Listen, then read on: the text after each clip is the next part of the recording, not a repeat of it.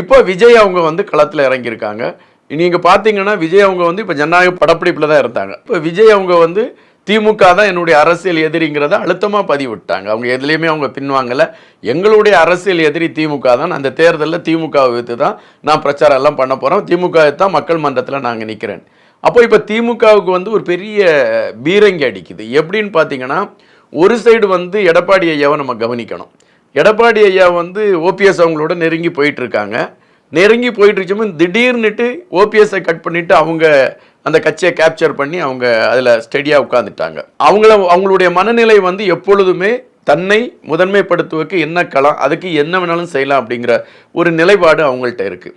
அவங்கள பொறுத்த மட்டும் இப்போ மனசுக்குள்ள நினச்சிருப்பாங்க, நம்ம பிஜேபி கூட போய் கூட்டணி வச்சதுனால விஜய் அவங்கள நம்ம கூட்டணியில் எடுக்க முடியாமல் போயிடுச்சு, இல்லைன்னு நம்ம போய் அந்த கூட்டணியில் சேர்ந்துருக்கலாம்.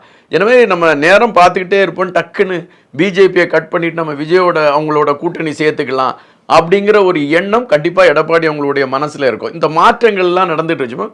ஒரு வேளை எடப்பாடி அவங்களும் விஜய் அவங்களும் கூட்டணி அமைச்சிட்டாங்கன்னா டிஎம்கேவுடைய தோல்விங்கிறது எழுதப்பட்டுரும் அப்படிங்கிறது தான் இருக்குது. ஸோ அதனால் இப்போத்துலேருந்தே அவங்க எதிர்ப்புகளை பதிவு சொன்ன ஆரம்பிச்சு.